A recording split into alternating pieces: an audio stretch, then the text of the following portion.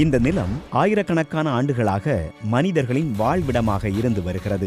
ஆனால் 250 ஆண்டுகளுக்கு முன்பு இந்த பிரிட்டிஷ் காலனிகள் இணைந்து தங்களை யுனைடெட் ஸ்டேட்ஸ் ஆஃப் அமெரிக்கா என்று அறிவித்துக் கொண்டன. பின்னர் அது விரிவடைந்து இன்று நாம் அறியும் யுனைடெட் ஸ்டேட்ஸ் ஆஃப் அமெரிக்காவாக உருவெடுத்தது. ஆனால் முதலில் எப்படி ஒரு நாடாக மாறியது என்ற கதை ஸ்பெயினில் 1492 தொடங்குகிறது.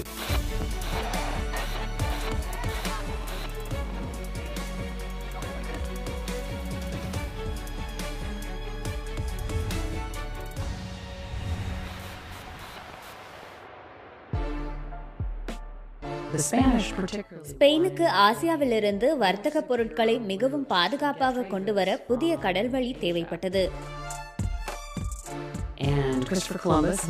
அதற்காக ஐரோப்பாவிலிருந்து மேற்கு திசை நோக்கி பயணம் செய்து உலகை சுற்றி ஆசியாவை அடையலாம் என்று கிறிஸ்டோபர் கொலம்பஸ் முன்வந்தார். ஆனால் அந்த வழியில் ஒரு முழு கண்டமே இருப்பதை அப்போது யாரும் அறிந்திருக்கவில்லை. எனவே கரீபியன் தீவுகளை அடைந்தபோது தாம் ஆசியாவையே வந்தடைந்ததாக கொலம்பஸ் நம்பினார். தற்போதைய அமெரிக்க கண்ட பகுதியில் கிறிஸ்டோபர் கொலம்பஸ் ஒருபோதும் கால் பதிக்கவில்லை. ஆனால் இது மனித வரலாற்றின் போக்கையே முற்றிலும் மாற்றியமைத்த ஒரு கண்டுபிடிப்பாகும். பின்னர் இந்த புதிய நிலங்களை ஆராய ஐரோப்பியர்கள் அட்லாண்டிக் பெருங்கடலை கடந்து பெருமளவில் வரத் தொடங்கினர். 1500களின் இறுதிக்குள் பிரிட்டன் ஒரு வாய்ப்பை கண்டது. அந்த காலத்தில் ஸ்பெயின் மக்கள் எதிர்பார்த்த வர்த்தக பொருட்கள் மட்டுமல்லாமல் ஏராளமான தங்கம் மற்றும் வெள்ளியையும் கொண்டு வந்தது. இதனால் இங்கிலாந்தின் போட்டி நாடான ஸ்பெயின் செல்வ செழிப்பிலும் அதிகாரத்திலும் வேகமாக உயர்ந்தது.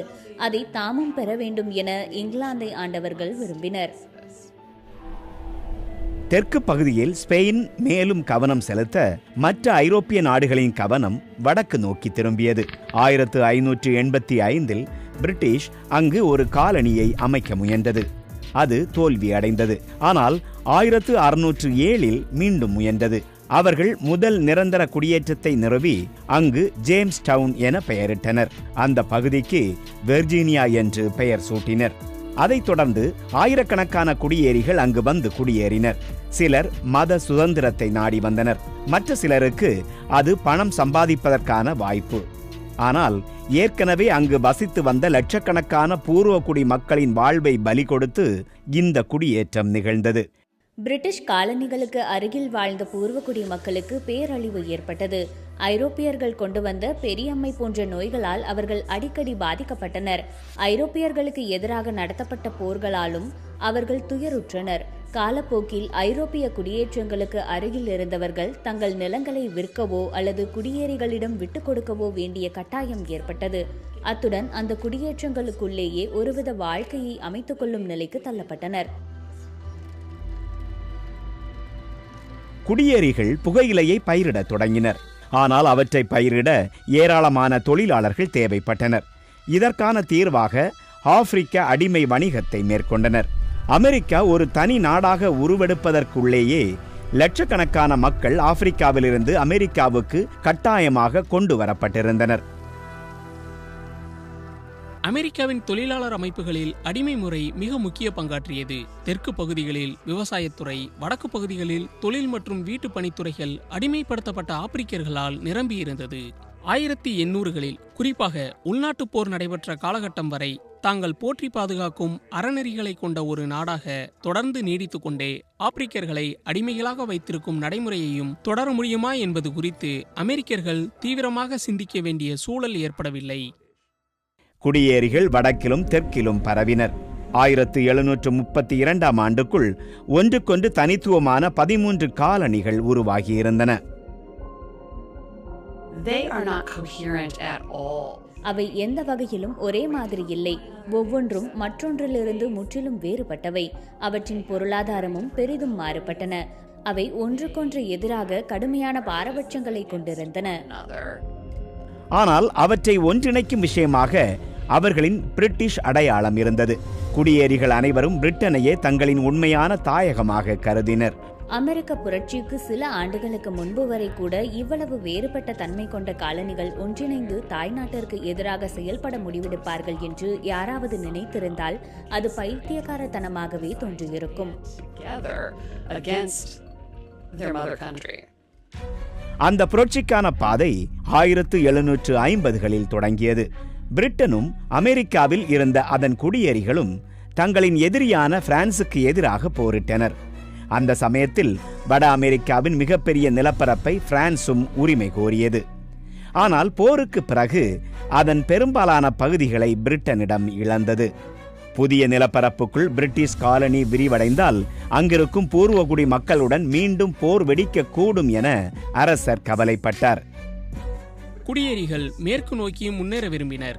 இந்த கோட்டிற்கு அப்பால் மேற்கு நோக்கி செல்லக்கூடாது என இங்கிலாந்து அரசர் ஒரு பிரகடன கோட்டை நிர்ணயித்திருந்தார். ஆனால் தங்களின் மேற்கு நோக்கிய விரிவாக்கத்துக்கு இது ஒரு தடையாக அமைவதாக குடியேறிகள் கருதினர். பிரான்சுடனான போருக்கு பின்னர் பிரிட்டனுக்கு மிகப்பெரிய கடன் இருந்தது. அமெரிக்க காலனிகள் அதிக வரி செலுத்த வேண்டும் என பிரிட்டிஷ் அரசு முடிவு செய்தது. பிரிட்டிஷ் நாடாளுமன்ற உறுப்பினர்கள் வெற்றிகரமாக முடிந்த இந்த போரின் செலவில் சிறு பங்கை அமெரிக்க குடியேறிகளும் ஏற்க வேண்டும் என்று நினைத்தனர். ஆனால் அவர்கள் அதற்கு ஒப்புக்கொள்ளவில்லை. இதனால் தங்களிடமிருந்து ஆயிரக்கணக்கான கிலோமீட்டர் தொலைவில் இருக்கும் பிரிட்டனில் உள்ளவர்கள் தங்களை ஆள்வது குறித்து காலனிகளில் மெதுவாக அதிருப்தி வளரத் தொடங்கியது. இந்த கோபம் மிக தீவிரமாக வெளிப்பட்ட இடம் மசாசூசெட்ஸ் காலனியின் தலைநகரமான பாஸ்டன். அந்த காலத்தில் மாசசூசெட் சுதந்திரமாக சிந்திக்கும் மக்களால் நிரம்பியிருந்தது. இன்றைய சுதந்திர சிந்தனையாளர்களைப் போலவே என்ன செய்ய வேண்டும் என்று தங்களுக்கு யாரும் கட்டளையிடுவதை அவர்கள் விரும்பவில்லை. பாஸ்டனில் நடந்த 4 முக்கிய நிகழ்வுகள் நிலைமை மோசமடைய காரணமாகின. 1765இல் பிரிட்டனின் வரிகளுக்கு எதிராக பாஸ்டனில் குடியேறிகள் கலவரத்தில் ஈடுபட்டனர். பின்னர் 1770இல் பிரிட்டிஷ் ராணுவ வீரர்கள் பொதுமக்கள் கூட்டத்தின் மீது துப்பாக்கிச் சூடு நடத்தினர். இதில் 5 பேர் கொல்லப்பட்டனர். இந்த சம்பவம் பாஸ்டன் படுகொலை என அறியப்படுகிறது. 3 ஆண்டுகளுக்கு பிறகு ஒரு குழுவினர் பாஸ்டன் துறைமுகத்தில் இருந்த பிரிட்டிஷ் கப்பல் ஒன்றில் ஏறி 300 பெட்டி தேயிலையை கடலில் கொட்டினர். பிரிட்டனின் வரி கொள்கைக்கும் வர்த்தக கட்டுப்பாட்டிற்கும் எதிராக நடத்தப்பட்ட இந்த போராட்டம் பாஸ்டன் டீ பார்ட்டி என அறியப்படுகிறது. மசாசூசெட்ஸில் கிளர்ச்சி ஏற்பட்டுள்ளதாக பிரிட்டிஷ் நாடாளுமன்றம் அறிவித்தது. பின்னர் 1775இல் நிலைமை உச்சக்கட்டத்தை எட்டியது. பாஸ்டன் நகருக்கு வெளியே 1000 ஏந்திய பொதுமக்கள் குழுவை 700 பிரிட்டிஷ் வீரர்கள் எதிர்கொண்டனர். துப்பாக்கிச் சூடு வெடித்தது. இதில் 8 குடியேறிகள் கொல்லப்பட்டனர். ஜார்ஜ் வாஷிங்டன் தலைமையில் குடியேறிகள் ஒரு படையை உருவாக்கினர். அவர்கள் அதிகாரப்பூர்வமாக பிரிட்டனுடன் போரில் ஈடுபட்டனர். இந்த புரட்சி சுதந்திர இயக்கமாக மாறுவதற்கு முன்பே ஒரு போராகவே அமைகிறது. எனவே குடியேறிகள் தங்கள் சொந்த அரசாங்கத்திற்கு எதிரான ஒரு இராணுவ மோதலை எதிர்கொள்கின்றனர். எனினும் அவர்களில் பெரும்பாலானோர் சுதந்திரமே இதற்கான தீர்வு என கருதவில்லை. Do not think independence is the solution.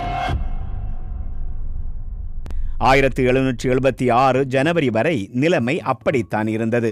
அப்போது தாமஸ் பெயின் என்ற இந்த நபர் பிரிட்டனிடமிருந்தும் அதன் மன்னரிடமிருந்தும் சுதந்திரம் கோரும் துண்டு பிரசுரத்தை எழுதினார்.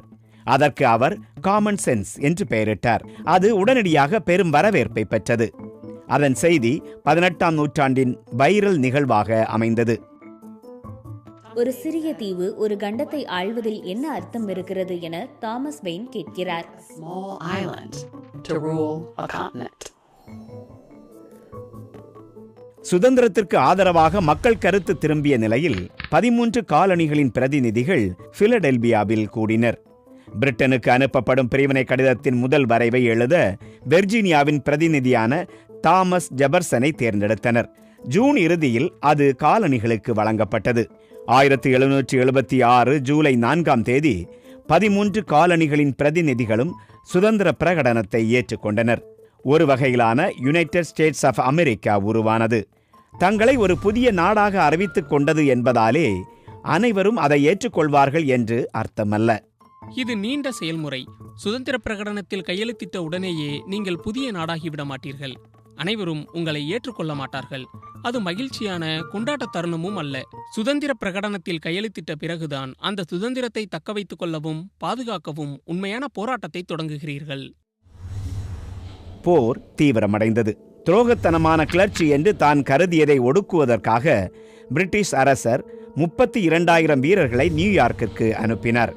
அமெரிக்கர்கள் உதவிக்காக பிரான்ஸ் மற்றும் ஸ்பெயினை நாடினர். அப்போது பிரிட்டன் இந்த 3 நாடுகளுக்கும் எதிரி.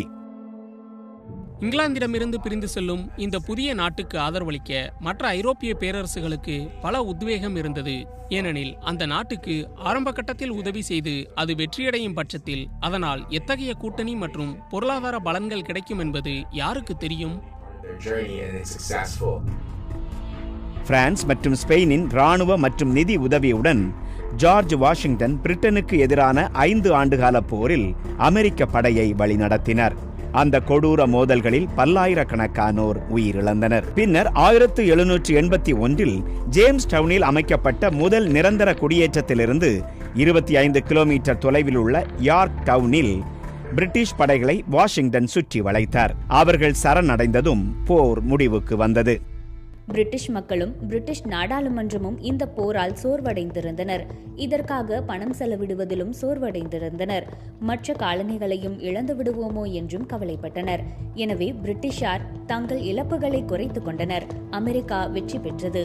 அமெரிக்காவின் சுதந்திரத்தை பிரிட்டன் அங்கீகரிப்பதை குறைக்கும் வகையில் வரையப்பட்ட இந்த ஓவியம் அந்த பிரிவினை எவ்வளவு சிக்கலானதாக இருந்தது என்பதற்கு சான்று.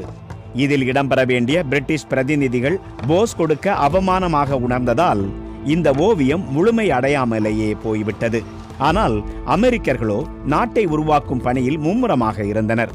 அவர்கள் புதிய சிந்தனையுடன் கூடிய அரசமைப்பை உருவாக்கினர். அதன்படி நாட்டின் தலைமை பொறுப்பில் அதிபர் இருப்பார் என முடிவு செய்யப்பட்டது. அதனைத் தொடர்ந்து போர் நாயகனான ஜார்ஜ் வாஷிங்டன் 1789இல் அதிபராக தேர்ந்தெடுக்கப்பட்டார். அதற்கடுத்த சில நூற்றாண்டுகளில் அமெரிக்கா தொடர்ந்து வளர்ந்து கண்டம் தழுவிய வல்லரசாக உருவெடுத்தது. எனினும் புரட்சி காலத்தில் நிகழ்ந்தவை அமெரிக்கா தன்னைத்தானே எவ்வாறு பார்க்கிறது என்பதில் இன்றும் முக்கிய பங்காற்றுகின்றன.